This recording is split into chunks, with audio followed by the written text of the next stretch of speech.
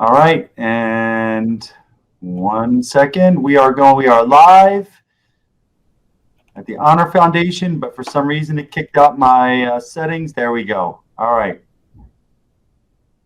And we are live with the Honor Foundation. We've got Chris Thorne speaking with Matt Stevens, Victoria Campbell, and Jerry Holmes, their DoD SkillBridge intern. So just want to let everybody know, really excited to have you guys on the HireMilitary Live today.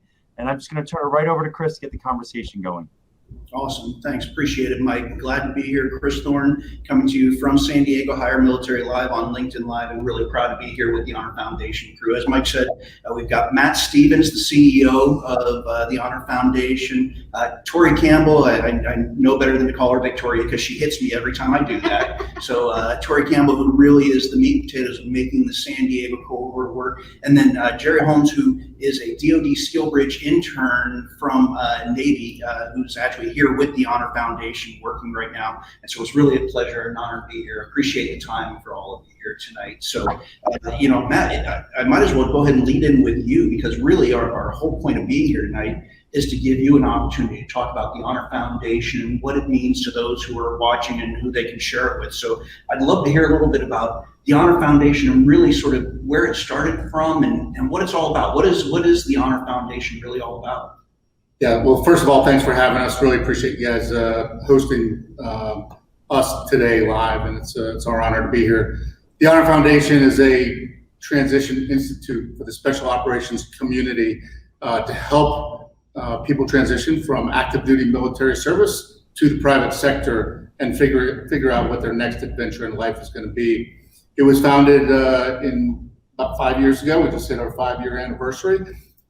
We have 607 folks who've gone through it, which we're pretty proud of, transforming lives and helping families. And it was founded when the founding member, former CEO, was going through SEAL training, was injured so significantly that he had to get medically retired, less than a year into his Navy career. And getting out of the Navy is harder than getting into the Navy. So they put him in the admin shop, helping out people. And he's a college graduate, started helping with resumes and helping people figure out what their next chapter was going to be. So we saw this gap, went around the country, interviewed over 200 special operators who'd been out 3 to 5 years, and realized that they were underemployed, unemployed, unhappy. Nobody could translate their skills effectively from military to private sector. The great majority didn't have jobs when they left active duty service, and so he created the Honor Foundation, and it started here in San Diego, really focused on Navy SEALs, special boat operators, EOD from the San Diego area. It migrated to Virginia Beach in 2016, also the East Coast hub of Naval Special Warfare, and then we also opened up a campus in 2018, Camp Lejeune, North Carolina, to service the Marine Raider community. And all in all, what we do is we target guys when they're about 12 to 18 months prior to getting out. We modeled our curriculum after an executive MBA, so they're still working. Go to this thing at night. So we meet twice a week at night for about 3 hours and run the program. And just simply, it's broken into 3 phases. The first is all about you as a human. Figure out what your purpose on the planet is post-military, because when you're in the military, your purpose is very clear. Yep. When you get out, it's a hard transition, especially leaving an elite, high-performing team. So you figure that out first, figure out your why, and then we offer them in the second phase, skills, tools, how to build a resume, LinkedIn profiles, do compensation negotiation, do interviews. And then the third phase is kind of some practical application. We dive into entrepreneurship, do a lot of networking, and then we take them on a trek to a different metro area. Nice. All for about 3 months. Nice. So I've heard about some of those treks up to the Bay Area, San Francisco. That area. When you take them on the trek, what's sort of that focus that you're looking for? So the focus of the trek really isn't to get them a job specifically, although that's an outcome that's not uncommon. It's to expose the individual to different industries, different cultures, and to have them try to figure out where they might fit into these places. So we always target finance, startup, tech companies, and then a kind of smattering of other things. We do networking events every night so that guys like us have to talk to real human beings, not about military type stuff. And that's really where the light bulb goes off in a lot of these cases. Nice, that's spectacular. I appreciate it. Tori, you know, I know Matt mentioned that obviously starting in San Diego, moving Norfolk down to the Raiders. And is this just SEALs and Raiders, or what's the our program is open to anybody in the U.S. Special Operations Enterprise, whether you're an operator or combat service support. As long as you're serving under the umbrella of the Special Operations Command while you're undergoing your transition, or you think you might be going through a transition, you're eligible. So I didn't mention that we also have a virtual campus now. We're running 3 cohorts this year in 2020, open to anybody. You can be anywhere on the planet to attend. We run the same curriculum, same live faculty, live coaching, and it's awesome. We ran a couple pilots in our first one this past summer, and it really went over well. That's awesome. So when you wrap all that together, when you go through the discover yourself, and when you go through the networking, the entrepreneurship, and then obviously through the on-sites there, you know, what would you call sort of that significant nugget, the outcome that we're looking for at the end of it? Yeah, I think number one is confidence. The fellows coming through the program are confident that they can translate the skills. They're confident that they don't have to take a job just to make a paycheck, and they can do something that really follows their passion. And I'd say that's, for me, success. Somebody that's happy with their choice post-military. Nice. So, you know, I mean, look, we all work in the veteran transition space, and we know there's lots of great happy stories out there. And sometimes I think we shy away from the not so happy stories, right? So what would you say are the challenges that are facing those people who are participating in the Honor Foundation, those things, those obstacles to getting to success where you want to go? In many cases, they have no idea what they want to do. They don't know if their skills are going to translate. They don't know if they're going to be able to support their family. They don't know if they're going to fit into a different culture, you know, because you come from this brotherhood, sisterhood. It's very tight knit, and often even that's amplified having been in combat, especially since 9/11. And so really giving them the confidence to figure that out. Some guys and ladies have gone through some very traumatic experiences. And part of our program, it's not just a weekend seminar, it's a process. And transition for everybody is a process. It's gonna be difficult for everybody. But going through with your brothers and sisters who've been through some of the same things, breaking bread with them every night before class, because we provide dinner for them, that's where some of those intangible conversations, breakthroughs happen. It's you know, a shared experience that you can look back on and go through with a cohort. And one of the interesting things is the cohorts often become really tight-knit units, almost tighter than, you know, their own units, and they stay in communications for years after they finished the Honor Foundation.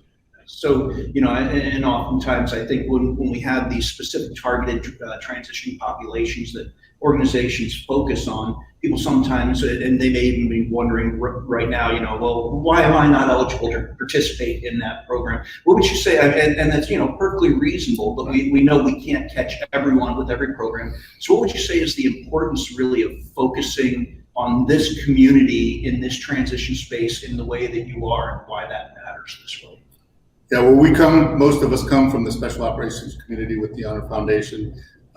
It's a group of high-performing, high-talented individuals who are going to continue to do great things in the private sector. We can't do everything. We are changing the conversation within the entire transition space with what we're doing. We hope to continue that throughout the entire DoD and talk to some of the high-level officials in DC, congressmen, and whatnot, so that the entire process changes. We've seen some results of that already, but right now we want to stay laser focused on the special ops community because, frankly, we just don't have the bandwidth, the resources yet to expand globally for every single person. Yeah, and I think that's an important one. And I know, certainly when we deal with transitioning service members, oftentimes it's a question, and it's a reasonable one. Oh well, why can't I access it? And I'm with you. No one organization can do everything for every transitioning service member.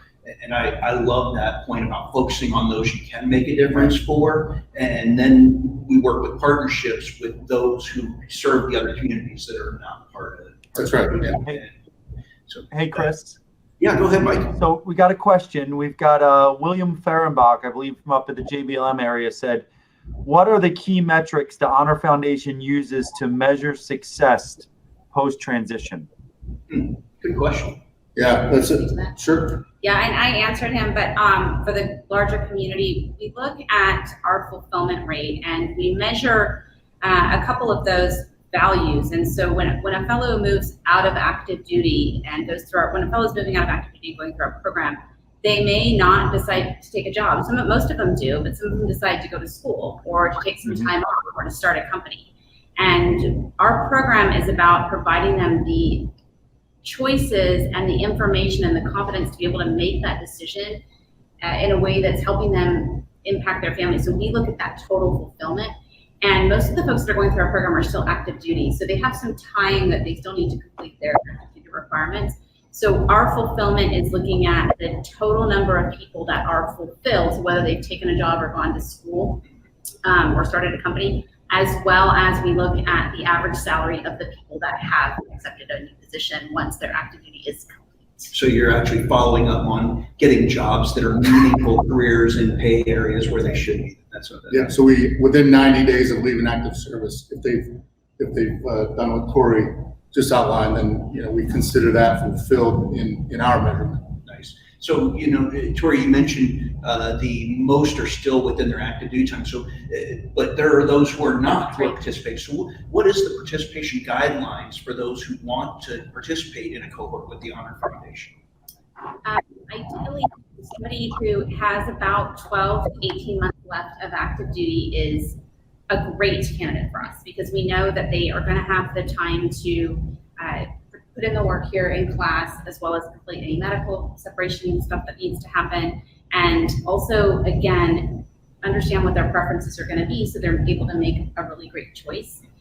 Somebody who's been out who still needs for the program should absolutely apply because there may be some things that we can do to help them be successful. And somebody who has a little bit longer window is potentially a good candidate as well because they might be going on deployment. Sure. A little closer to getting out. So it might make sense for them to go through, 2 years before because they're going to be on a deployment right at the tail end. So we really encourage people just to apply. We'll have a conversation with them and see what the right timing is. And all of that, we always talk about high touch, high value. Mm-hmm. We have multiple conversations with everybody before the program starts, during the cohort. So figure out what makes sense for them. And so 12 to 18 months in advance is an opportune time to be applying to the program. Then where do they go to actually do that application process? And what's that look like? Sure. They go to our website, which is honor.org, and there's a button to apply.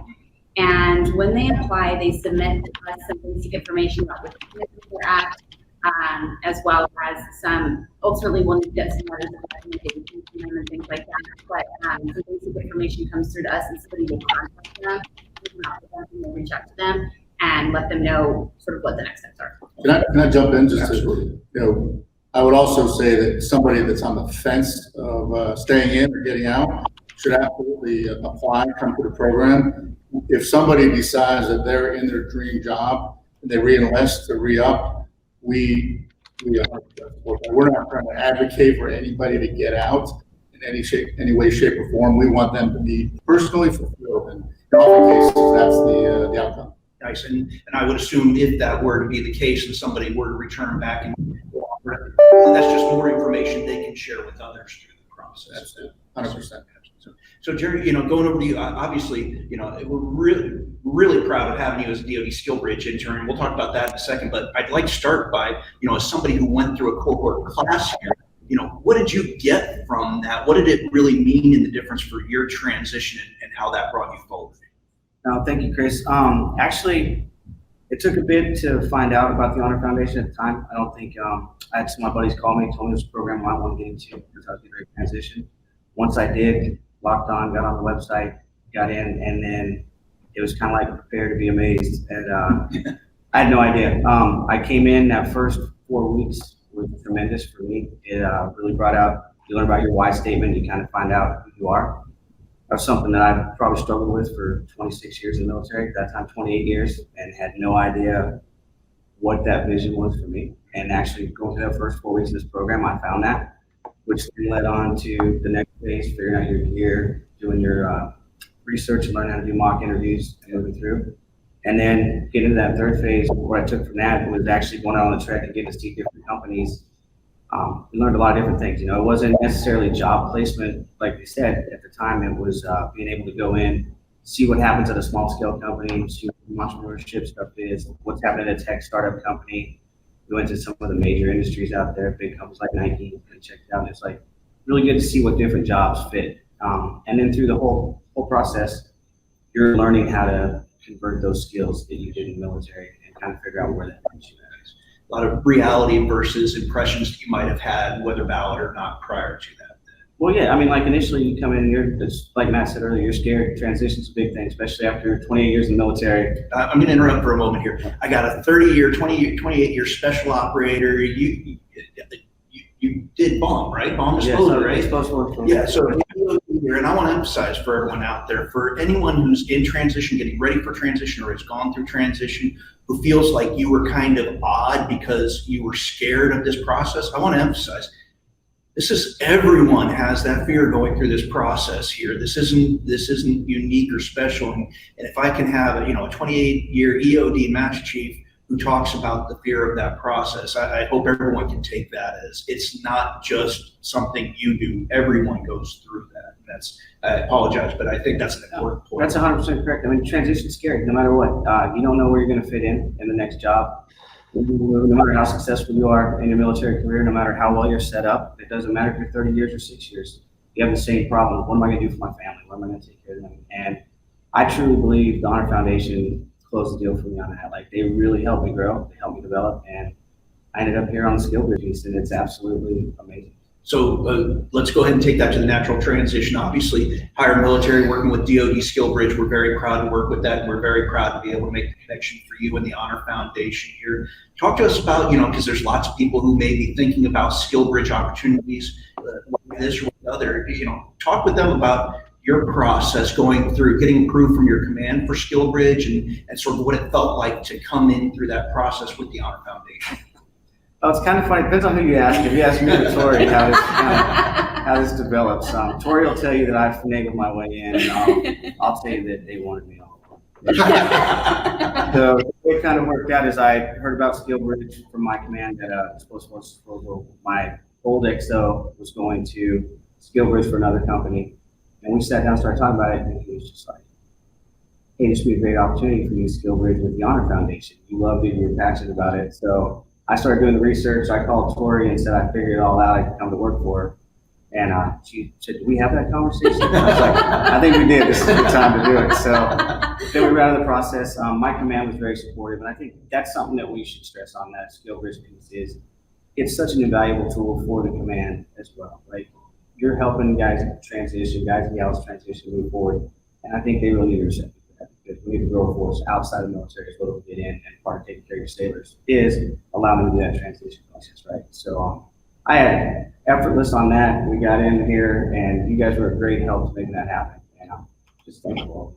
That's awesome. And, it's what we talk about that all the time. I think in the military, in many communities, we talk about that servant leadership mindset and taking care of our people. And, it's always challenging when you find those who are not ready to be that same servant leader during transition support for service members on the way out. When in reality, that's probably when we need to lean into high gear on that servant leadership to make sure that people are really set up for success in that next life. And to be quite honest, it doesn't just for you, because the truth of the matter is your successful transition means that there's a positive message for those who are looking to join tomorrow on what is going to come from an opportunity in joining the military. So it's a full life cycle. So I absolutely love it. So I guess, the question is, what do we do to help you grow? Who can we reach out to, connect you with, so that this passion, this organization can really move forward and expand to where you want to be? Yeah, so hopefully some of your audience are people within the special ops community who may be not co-located with one of our physical campuses, and I'd encourage them to apply. We have a cohort starting at the end of January, early February, running 3 this year. Again, each one's about 3 months, so spread the word, apply, and then we'll take a look at it. If you've served honorably in the community and you need some help on the transition piece, and you believe you want to treat your own transition as focused as you would a combat deployment, or as put as much time into it as you did getting into the military, which you should, then apply. The second thing I would say is we have a vision to expand and open campuses like this in those locations where there's dense populations of special operators. So think Fort Bragg, North Carolina is probably the biggest one with tons of Army special operators. Fort Campbell, Kentucky, Fort Lewis. I think Tampa area where there's a lot of senior guys coming out. Eglin Air Force Base, Hurlburt Field. Those are all places we have designs on going. We're going to scale to those places. It's going to happen. It's just a matter of we're going to do it responsibly when we have the resources in place. And by resources, I mean it takes money to drive this, so we can hire super high quality people. We don't charge anybody coming through our program a dime. This is, it's a stressful time financially as well as emotionally. So we provide this service free of charge to the transitioning service members. So if anybody's interested in helping us scale our mission, same thing, you can go to the Honor Foundation website at honor.org. There's also a button on the side that says donate. You can donate online, you can mail a check, you can call me, call Tori, email us, connect with us on LinkedIn, and we'll get you set up and be happy to have a conversation more in depth about how you can do it, how you can support and donate. That's nice. And you mentioned resources. Obviously, it takes resources to support this. And I know our folks out there can't see it, but I'll tell you, this facility here in San Diego, the first time I came down here, truly amazed by what an organization facility you've set. Not just a classroom environment, but really an opportunity and a space for those transitioning service members to be able to get to some quiet area, be able to work on employment skills. I mean, you've got quiet rooms over here where they can do direct interviews and engagements over network engagements. So really, I mean, it's a great thing to have here, great skill, and I love doing that. So I appreciate the opportunity. I want to turn it over. I'm not sure if Mike's got any questions that have come that we might be able to answer before we run out of time here. Well, can you still hear me? Yeah. Yep. Great. I popped off the screen for a minute because you guys were doing so well. I guess, what my question would be is, Matt and Tori, I won't call you Victoria. Can you, when you think about your best success stories, can you share some of them?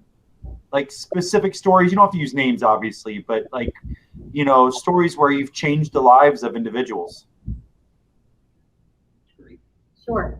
I think that our best success stories are the service members who are really, so we always say at the beginning of class that class starts on day one, and it's a significant change from the type of work they've been doing every day. And we tell them to lean into the process, and it is extremely uncomfortable. And so we talk about, get comfortable being uncomfortable. And for the folks that really do lean into the process at the beginning, that helps them be successful. And folks that are really open for anything, we talk a lot about the why. We do a program helping the fellows understand their why and what motivates them and what drives them and what their preferences are.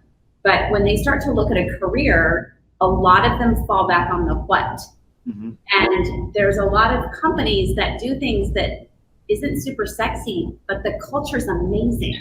Yeah. And so the fellows that go through the program that are really open to being passionate about where they work and having a workplace that has a great culture and not being so hung up on the what they're doing, those tend to be very successful transitions. So I would say that. Well, that exploration, I think probably all of us have seen, in the military, we live inside such a small bubble that I think initially we all assume that there's, a very minor amount of the world that we're really going to touch on the way out. And that exploration, finding out the amazing diversity of opportunities that are out there that may be completely unrelated to anything you've ever touched or known, but really can be exciting for those opportunities. So I love that, absolutely. Yeah, and one thing that I've noticed is that we tend to have a 5-year plan in the military. You work throughout your careers, you have this plan for where you're going to take it, and where you're going to go in a few years, or what assignments you're going to do, or what rank you're going to achieve. And it tends to stop when the transition date hits. Like, you never see someone say, my 5-year plan is, well, I'm going to get out in 2, and 3 years from then I'm going to be doing this. Or very rarely do you do it. So it's really exciting to see you guys focusing on helping them figure out that why and helping them find that path. I guess my next question is, I saw this down at with the special operations guys out at Fort Bragg. It was kind of funny. A lot of special operators are not on social media at all. And it tends to be a very tight-knit group.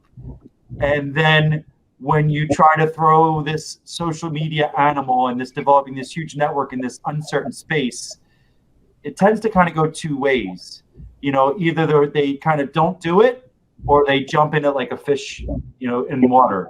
And so are you seeing the same things there, that once they finally understand that it is just a new mission, it's just a little bit of a transition to get there, that your special operators really start to pick it up? I would say yes. I also went through the course and had a zero social media presence transitioning. And there's a point when you just have to kind of pull the trigger. What we teach them to do is, how do you do that in a respectful, non-boastful manner that's in line with the values of the community we come from, right? So servant leadership is one. Being a silent professional is another one. There's ways you can use social media as a tool and not be disrespectful to those still serving, and not beating your chest with the community you came from. And so we find that there is a point they may not pull the trigger while they're still 12 months out, but when they're maybe 3 months out, they do, and they do it in a very professional manner so that they can use it as a tool. Yep, leverage it as a tool to build relationships. Absolutely. Awesome. Go ahead, Chris. Well, no, I just wanted to say, unless you're seeing any other questions on there, Tori, that are active for answering right now, I really want to say I appreciate the work you're doing. But any others you want to reach on there before we head out there, Tori? The one thing I wanted to, there's folks asking, how to get involved and how to do that. We always are looking for, we do serve at our other campuses. I know Matt talked about it at the beginning of the chat. We have campuses in San Diego, as well as in Virginia Beach and at Camp Lejeune, as well as a virtual campus that serves the global special operations community. So we're always looking for coaches and mentors. Each of the fellows going through our program is paired up with a coach to help them navigate the process.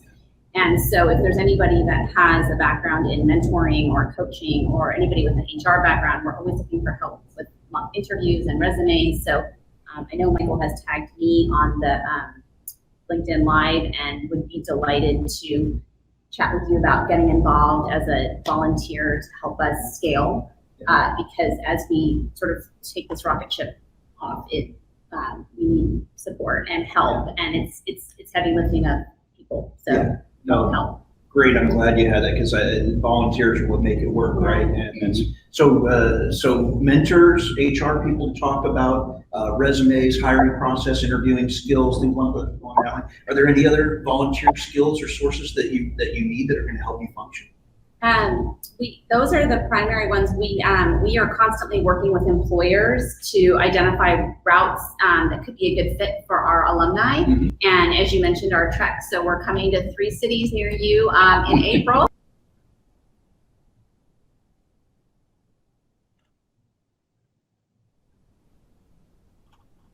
Talk about what you do, how you do it, why you do it, and sort of identify sort of what feels good to these fellows, so that when they start to go out and start interviewing, they can find a similar fit for themselves. And so, again, if you want to go to our website and click on Join Us, honor.org, and choose Join Us, we can kind of direct you to the right avenue internally to help us out. But really, folks with HR background are a great help to us. Awesome. So, I mean, there's a full cycle there. Service members who fit the profile at 12 to 18 months out to register to be part of cohort to go through. Organizations willing to support and sponsor for resourcing and to be able to create opportunities for that. Mentors and HR professionals and other volunteers to help really run things. And then, of course, companies to play host for your treks and as well as other opportunities. I mean, that's a wide array of opportunity for people to get involved with this. I absolutely love it. It all helps. Absolutely. And this is good for business. You know, you got some of the highest performing people on the planet coming out. It's not the Broken Flipper Club. It's good for business. It's good for America. It's good for the folks transitioning out. So, you know, that might be from, you know, and certainly on LinkedIn, we have a lot of employers who are curious about this. So that may be a final good item to talk about is what should an employer expect from a service member who's come through the Honor Foundation and really on that backside receiving end? What should they look for and expect and really think they're going to be getting from that? Yeah, you're going to get somebody who's has the absolute right mindset to crush it in any environment. They're going to be able to translate their skills. They may not have, you know, the technical skill set, but if you give them a shot, they're going to ramp up way quicker than most other people. You know, being on time, being ethical, being a leader, I think that's not even part of the conversation because that's already there and inherent in the people coming through the program. It's really about somebody who, if you give them a shot, even though their resume might not fit exactly what you're looking for, they're gonna absolutely bring value and huge return on investment to your company. Next. So, Jerry, you know, maybe to wrap it up, I would say, you know, you're still on active duty. Believe it or not, despite that graying beard he's got going on right there, still on active duty. So what would your call be to your brothers and sisters who are still on active duty with you to prepare for their transition, whether that's through the Honor Foundation or otherwise? Well, Chris, I would definitely say that they need to start early. Start that 2 years out. Like you said, they're looking at 12 to 18 months for the Honor Foundation. But you need to start 2 years out. You need to realize that this is a milestone in your career as well as any other one that you wanted to hit. And if you don't prepare for yourself, no one's going to take care of you. Kind of an old adage that we've done. But start looking at those opportunities and definitely go on the website so you can get an Honor Foundation for that side. And if not, there's plenty of us that have gone through. They're always working to help everybody else too. Like I learned a lot in my last role as a Command Master Chief. Not only did I advertise a lot for the Honor Foundation, but it helped me to get more involved with my sailors and help them with different opportunities. Nice. I think we need to focus on the military side as transition is a key. It's not, retention is great, but let's also put the right guys out with the right mentality. We're all going to lead one way, right? That's it. That's 100%. Absolutely. So, all right. You know, honestly, let me just jump in on that comment real quick. The best recruiting tool you have is a successful transition. Yeah. You have a service member get out and find their next career, find their why, and be happy about it, attribute it to their time in the service, and everyone in their family will want to join. So we can't overstate that enough. Absolutely. Well, I really want to thank all three of you for taking the time. I know you're on a busy, tight schedule, and I appreciate the time to be here with you today. I appreciate all that you're doing here, and we're proud, HireMilitary. We're proud to partner with you and look forward, hopefully, to future opportunities and anything that we can ever do. So, thank you very much. Thank you. Awesome to be here. Pleasure. Appreciate it. Thank you. Appreciate it. Thanks. Thanks, everyone. All right, Matt. All right.